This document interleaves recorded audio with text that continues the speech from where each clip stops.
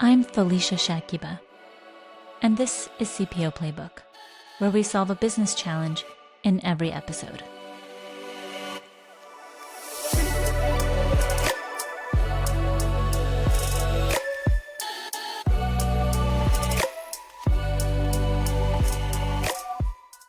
Today, we're solving a challenge that most organizations face, but few address effectively: understanding the real impact of employee experience on business performance.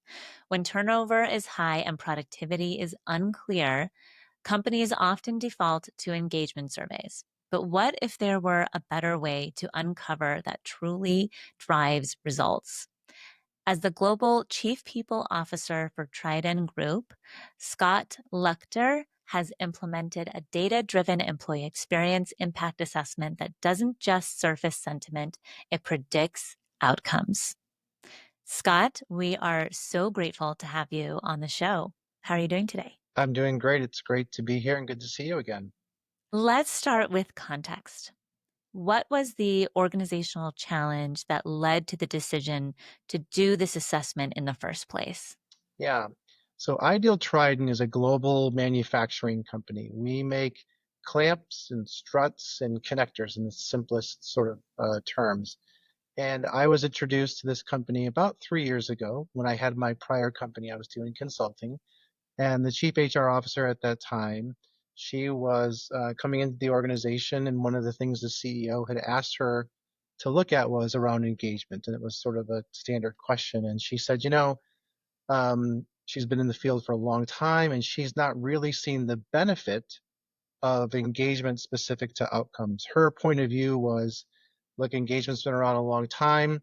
We watched every time Gallup put something out. Ironically enough, Gallup just put out their statistics for last year, and global engagement right now is at 21%. It's the lowest it's been, I think, since they've recorded it. And so she was trying to come up with a way, or was asking the question, is there something out there that's maybe different that we could really get some clear insights, and more importantly, link those, or better yet, know what's driving these outcomes? And ironically enough, I had been working on something for a long time, probably 4 or 5 years. I was doing a lot of research on employee engagement, commitment, experience, all the things, because, a couple of years ago, experience really hit the map with guys like Jacob Morgan and others, and it became this really popular thing, but there was no real way to measure it. So it was this great concept and this great understanding, but there was nothing really around it. And so I thought, well, maybe I could come up with something. And so I spent by 4 or 5 years researching anything and everything, and started to do some interviews and started to talk to people. And because I've been in HR a long time, I was just relying on my own experiences and even asking myself, okay, as an employee, what does an experience mean? What does it look like? What's involved with that? And for those who are or have been married, if you were to ask somebody, hey, tell me about your, being married, you're going to get some sort of answer around it's either positive or it's negative or it's maybe somewhere in the middle. And when you ask somebody, well, why is it that? What you get are all the little things, all the things that are part of an experience. You don't get the big things around the engagement or the wedding or the children, or those are big moments that matter. But it's all this other stuff. So it got me thinking, well, what is that for employees, for people who work? And so I started to do a lot of interviews and just hear and ask people those basic questions. Tell me about your experience at work. Is it positive or neutral or negative? And tell me why. And what started to emerge was a pattern of consistent interactions, or factors or elements of people's experience. And that's really what sort of formulated the instrument. And so when I met with the prior head of HR, I shared with her, hey, we've got this thing. It's reliable and valid. I just tested it. And would you be open to entertaining it? And she thought, yeah, absolutely. And so we conducted that survey and we've provided the results. And it's been really impactful for them because it identifies the overall experience, quantifies that, in a very qualitative and quantitative way. It lasers in as to what exactly is impacting that experience and to what degree. And more importantly, there's a predictive nature of the instrument that allows us to say this particular factor is impacting this business outcome. And for this organization, it was around performance and productivity, intent to stay, and intent to recommend. And so they've been using it now for a couple of years. And then when I joined the organization in January, picked it right up. And now we're doing a pulse survey and we're seeing how things have moved since then. Wow. So, how exciting. I can't wait to dive deeper into this assessment. But I want to first understand, why did you choose to approach it from an experience impact angle rather than traditional engagement survey? Yeah. And, I want to be not careful, but I want to, engagement's been around for a long time. And I think we've all seen the benefit of it. One of the and like anything, there's been some challenges with engagement. There's been a lot of people who have written about some of the implications of using engagement. One of the biggest criticisms of it is that it's not an output measure. Number one, it can't directly predict a particular outcome. You can look at it from a relationship and correlation perspective, and you can look at it and to say, yes, this has some impact on it. But what we were trying to really go for, is there something that we could get very simply that says, does this part of your experience impact this outcome? And it's a very simple, sort of question and answer, which allows us to do more advanced regression type work. And that's, sort of statistically the way you construct the instrument to be able to have those questions that can lead you to do advanced, more analytics and specifically regression work. And so really, I think that's the biggest. It's not to say that engagement isn't useful to do, and I'm not arrogant enough to say that this is the way or the only way or the best way. It's just another way. So I think for organizations who maybe have some apathy or some concern over engagement surveys, and we do this every 2 years, and we're not really seeing a lot of value and benefit, doing something different might be for them. Yeah. So, can you walk us through how the assessment works and what kind of data it collects? Sure. Yeah. So let me start with just defining kind of how we define what experience is. And so we define it as the sum of perceptions employees have about their interactions in the organization and how they evaluate them. And so when you think about it sort of in a construct view, that's how we define that. And so when we think about what's involved in the assessment, it's pretty simple, maybe a 10-minute survey you can take online via QR code. It's really simple to do. The front part of the survey is some standard demographic questions, which we tailor to depending on what the organization is looking to look at in terms of comparisons in different groups, whether it's race, gender, ethnicity, tenure, etc. So there's a demographic section, and then the instrument starts to ask you about your overall experience. Just pretty straight, what is your overall experience? Is it positive? Is it neutral? Is it negative? And to what percentage?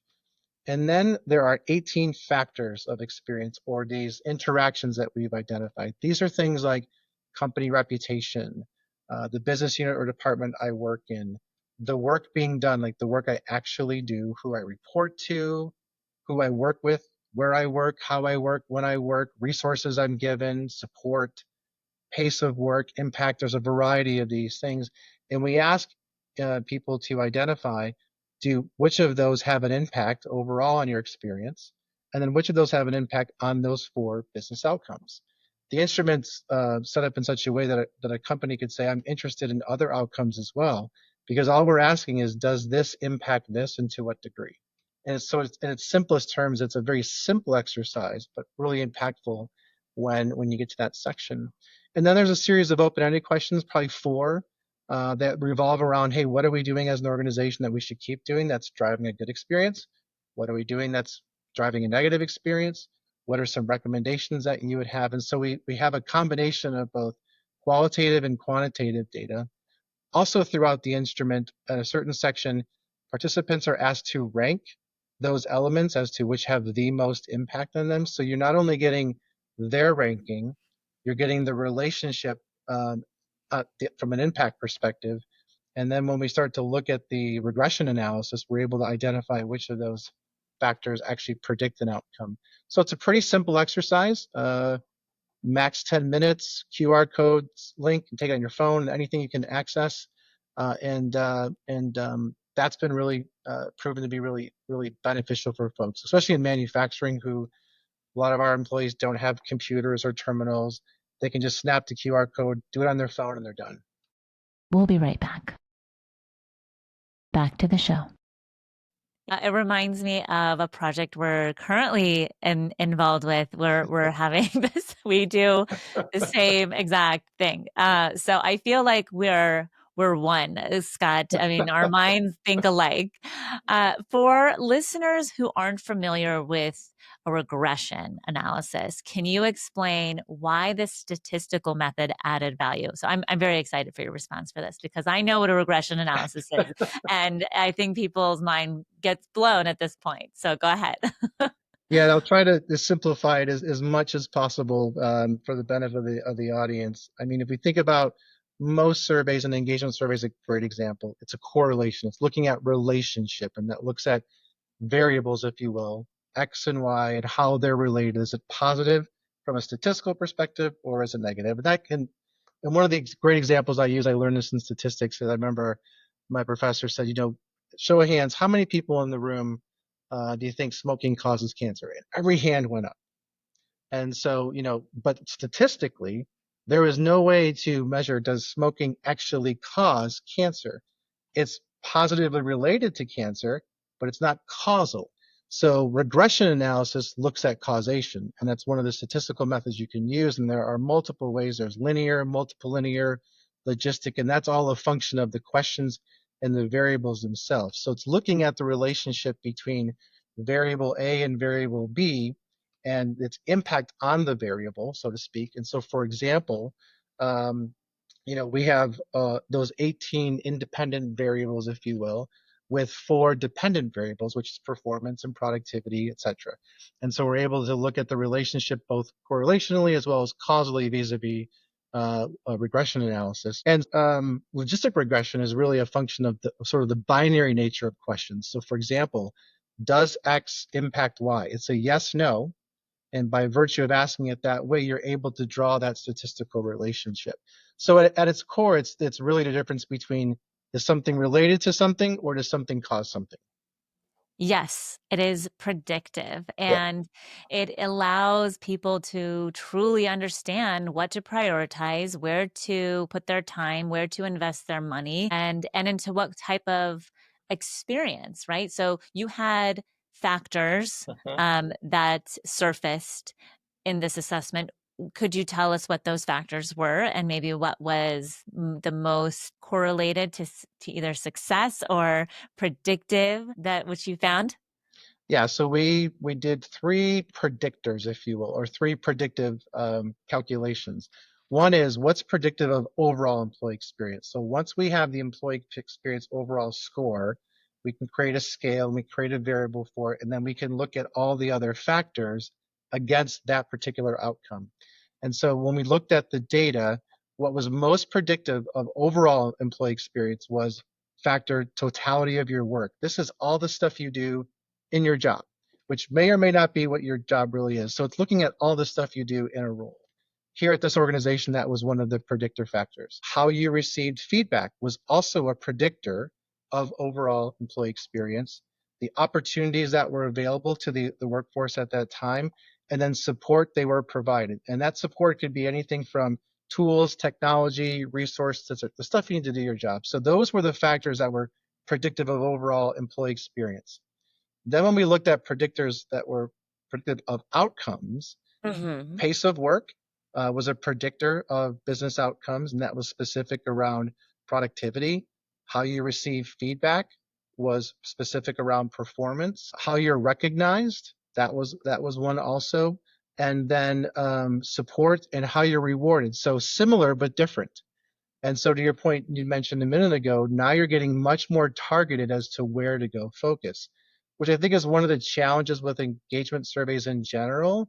It sort of gives you a direction, but not specificity in some cases.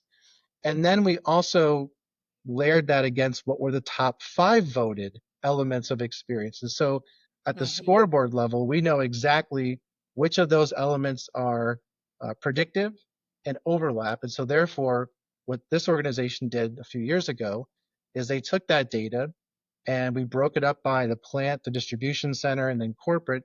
And they started meeting every month vis-a-vis focus groups. They pulled together focus groups and said, here's the data, here's what you told us, what are we going to do about these based on those factors? and they met for over a year and are continuing to even meet currently because of that data. So it was very specific, and it allowed them, us, to really get lasered on focus on these things because these will move the needle on outcomes. Wow. How exciting. I don't know about you, but I nerd out on stuff like this. Yeah. I mean, it's just like having, the magic at your fingertips to truly understand what you need to do. So I heard feedback was a big piece. I heard incentivization and probably aligning your goals with the right incentives, I assume is probably a part of that, right? Yeah, so if we think about, I'm just looking at where they landed. The factors that predicted performance were specifically around reward. So that factor, that outcome of performance, their individual performance, how they were rewarded directly impacted and predicted that outcome. Productivity was around pace of work and the feedback they received. Intent to stay, feedback was the main predictor. Intent to recommend, feedback. So feedback was consistent through three of the four predictors of business outcomes, those outcomes. And then support landed in two. So when you even look at it at that level, if I were here at the time, I would have said, okay, let's look at how we're rewarding people. What's that overall program? Let's look at feedback and performance. How are we doing it? Are we doing it? And Right. and and then support. What do they need to do their job well? So at simplest, pay them accordingly, give them feedback consistently in a meaningful way, and give them what they need to do their job, and we're going to have our business outcomes. I think one thing that is always on my mind when it comes to feedback is how managers are good arbiters of day-to-day fairness. This kind of factor came out of a McKinsey article, a Uh-huh. few years back, and I just thought, gosh, that is just so core, right? Because feedback can be given in various different ways. Criticism, recognition, it could be once a month, it could be twice a month, it could be for 1 hour, it could be for 30 minutes. But you know what I've also noticed in a lot of organizations that I've worked with is that a lot of times I'll ask this question of managers and I'll say, do you ever have one-on-ones with your people, with the people that you manage? And sometimes they'll reply with, well, I see them every day. And I said, well, Yeah. that's not really a one-on-one. That's not, I know you talk to them every day, Yeah. but a one-on-one is just something special. Right. It's just a chance for managers and for individuals to truly understand what they're progressing, where they're not progressing, how manager can unblock them and where to guide them. And also to make sure that the feedback they're giving each of their different people that they're managing is fair. And that fairness, that perception of fairness is so critical and important. And so the quality and the quantity of the feedback, I think you could get various different, I think, responses in regards to how an organization is performing based on how that feedback is like being delivered, right? Yeah, I've seen it in absolutely. multiple areas. Yeah, and that came up a lot in the open-ended. So as I mentioned, the assessment also looks at, what should we stop doing that's really impacting experience? What should we continue to do? What would you recommend? And feedback, even at the qualitative sort of open text level, was a really significant theme and factor that came through. And so that's one of the things that they had worked on post that survey.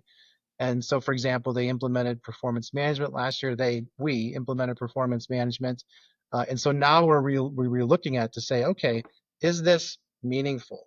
Is this just Right. performance management for performance sake, or is it okay? We meet quarterly for a formal. We meet monthly for a one-on-one. What's the one-on-one? Should it be to review how you're doing, goals, objectives? So we're trying to really, as you said, it's a lot like parenting, right? It's really, do you care to spend the time with the people that you're responsible for in your remit, and are there programmatic elements to it, as well as sort of, as you said, it's not just talking day to day. It's actually sitting down and saying, hey, how are you doing? Let's look at your goals for the quarter. Are you on track? Are you off track? Let's talk about that. And it's not punitive. It's meant to be additive. It's meant to be engaging so that person can leave knowing, okay, I know what I'm doing. I know I'm on track, or I may be off track, but here's some things I'm working on. Because in the absence of that, there's always the inevitable surprise. Here's my rating. We didn't talk about it. That has a significant impact on experience. And I've done this assessment with 4 other organizations, and I would say feedback is a pretty consistent predictor in in organizations. I can't say that would be true for every organization, but if we assume that that's the case, that it really puts the emphasis on frontline leaders and managers to be actively engaged with your people. Leading up to this assessment, what kind of change management or preparation did the company need to do before launching the survey? Because I feel Yeah, like that's also a big piece of the puzzle. Yeah. yeah, and that's one of the reasons why they chose to do this in the first place is they had never taken any sort of pulse or any feedback from the company. And the company's been around for over 100 years. They had never asked employees whether it was engagement, satisfaction, or any other version. And so this was significant. No one's ever asked people to share how they felt here.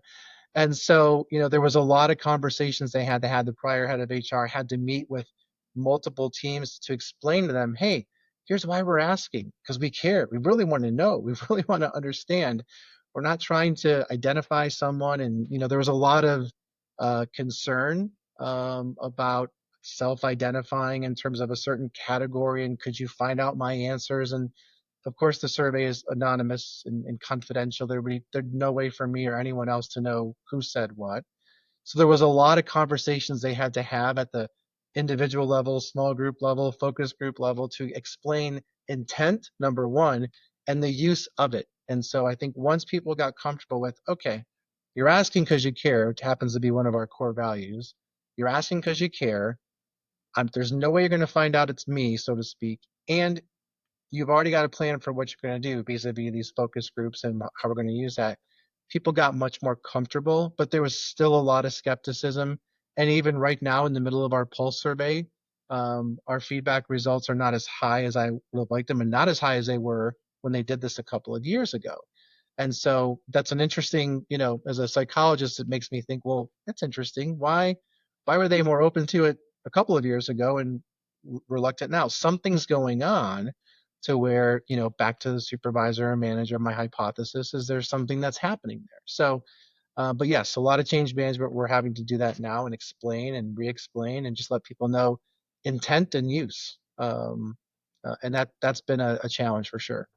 Yeah, I think the communication strategy before and after Yeah. is really a big part of ensuring that people are taking and participating in the assessment. I always tell people that when you have those individuals, or if you don't have 100%, if you think about the leftover of people who didn't take the survey, there's only a few reasons why they didn't take it. So it's either because they're afraid of repercussions and leadership has given them that idea that there might be some repercussions. Mm-hmm. It could be that people don't think anything's going to change, Right. and none of those things are good signs. So it's always super important for leadership to ensure that they have good communication prior, follow up after, and during the time of people taking the assessment, that encouragement, that continuous encouragement, Yeah. that their voice is important and should be heard is really important I too. also think not thinking of it as a program or a thing we're doing right now, which I think might be a little bit what's happening here because it's been some time since the first one was done. So it feels episodic. It feels like something's happening as opposed to, hey, this is something we're going to do on a frequent basis. I think that helps as well. But coming back to one of the things that I also forgot to mention is one of the other factors that has come through pretty consistently, not only here, but with other organizations, is who people work with. That the team they're in, the people they interact with every day. That could be coworkers, it could be customers, suppliers. That community idea has a really strong impact on people's experience.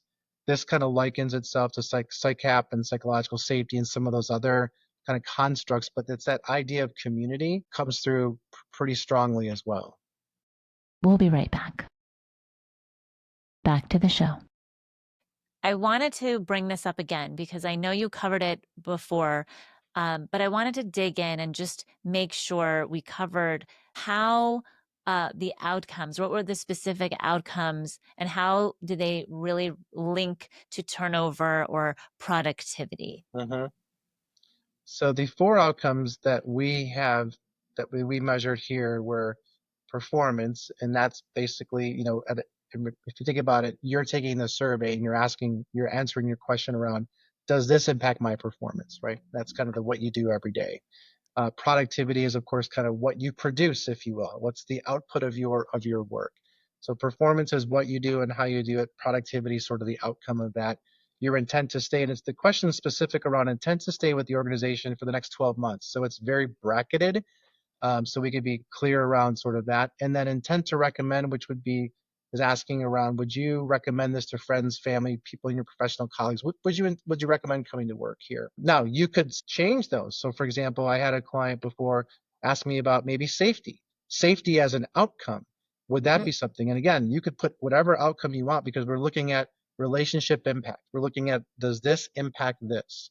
And those were the four. And so when they did this a few years ago, um, the impact of employee experience on performance was 74% positive. Yes, that does impact my overall experience, does impact my performance at 74%. Productivity was the same. Intent to stay was 89, and intent to recommend was 92. So the question was, does your experience impact these four, and to what degree? And so it was pretty significant. And then when you layer on where they stack ranked those experiences against those four that we mentioned earlier. And then the third level is clearly the regression analysis to look at the predictor. Then you know exactly where to go spend your time, which is what they did. Yeah, I love that. Can you share what surprised you most, either in the results or during the implementation? Um, the result that surprises me the most in general is the reputation of the company. Because if you think about the other factors are much more tangible, meaning it happens to you, you experience it real, like who I work with, where I work, how I work, policies. You can feel that. The reputation of the company is kind of out here. It's not really happening to you, but it's there and it's a factor. And so I've seen consistently that the, for lack of a better term, the jersey and logo you wear matters, and it matters in their experience and how people perceive their experience. And certainly, I think in some industries it might even be more. So, for example, potentially in healthcare and technology and some of these other industries where that matters. So that was surprising. Number one. I think the other thing that's surprising is the feedback we get after the survey, which was, I wasn't sure what this was going in. It was really simple and easy to take it, and I didn't feel that the trepidation I had going into it, I didn't have afterwards, because it's almost like having a conversation with a colleague or a friend about, what's it like to work here? Is it positive? What's impacting it? Tell us about it. And so I think people really, have felt comfortable now that they've gone through it, which is interesting why we're having some challenges with the pulse survey. But I think the other point you mentioned, which is the big learning, was around the change management, the communication, the before, the during, the after, and being consistent with that, and then leveraging it as, this is just how we're going to do business going forward. This is a part of our operating cadence. It's part of our operating plan and our rhythm. I think those are some significant lessons learned. And I think just the acuteness of the instrument, if you will, to know where to go focus. As a practitioner, I always left with, gosh, where do I go? What do I do? And you do the action planning and you do all this stuff, and then it sort of dissipates because it's a little bit out here, whereas this is very finite and specific. And it's even at the face validity level, it just seems to make a lot of sense. Like, of course, these are the things that impact experience. Why didn't you ask me about it before? A lot of leaders I know are very scared to ask about topics like compensation Yeah. or manager performance. How does the method that you've used mitigate that fear? Yeah, so within the instrument itself, when we ask someone to say, does this impact this? We define what that is. So for example, the question might be, does the reputation of the company impact your experience? It says it underneath there. Reputation is defined as employees' perceptions about other, like it's, so it's very clear what it is. And so when you get to the reward and recognition, which are two separate factors, if you will, recognition's that intangible acknowledgement of your work. Hey, you're doing a great job. Thank you. I appreciate that. There might be something more formal. Reward is specific around compensation, bonuses, raises, incentives. What you also notice is that we're not asking about your supervisor. We don't ask your manager. We're not trying to find the person or the people, or it's actually who you report to, which could be skip level, direct, manager, etc. And so, and that what it allows us to do is to say, gosh, we've got a supervisor manager problem. It's not this specific supervisor or manager, which some of the engagement surveys will actually give you a report that says, hey, Scott, here's your people, what they think. Useful to a certain degree, but also broadly speaking, let's look at what do we have to do systemically. Does that mean we have to develop leadership programs? Like it's more at the strategic view as opposed to a sort of a finite view. And so because we ask reward in a general sense and recognition in a more general sense, we found that comes through very loud and clear. And then on the open-endeds, we certainly get the specificity around those things. People have been very vocal about what they say and how they say it, and we report the results as is. There's no spell checking and anything. It's exactly what they said in their own words. So that way, when the leaders are reading through it, they're pretty taken aback by how open people are and how specific they are about some of these things. Yeah. Well, Scott, this has been one of my favorite episodes to talk about Oh, thanks. because this is just where I live. Mentally, I am constantly thinking about these factors and the quantitative data and the qualitative data. And I know companies are doing their best to do this more often, right? Yeah. To really put quantitative data back into decision making, and it's difficult when leaders have been using their gut and shooting from the hip for years. It's just a different muscle, but I think it's definitely where a lot of companies are moving, especially in this era of AI, and where qualitative data can be interchangeable with quantitative very easily. Thank you so much for sharing your insights, and I just can't wait to learn more about what you're doing. Yeah, thanks so much. It's great to see you, and thanks for having me on. Our pleasure. If today's episode captured your interest, please consider sharing it with a friend and leaving a review. To learn more about how CPO Playbook can support you or a leader you know with executive coaching or organizational transformation, visit us at cpoplaybook.com. Your support as a subscriber means the world to us, so thank you for tuning in. I'm Felicia Shakiba. Let's connect on LinkedIn.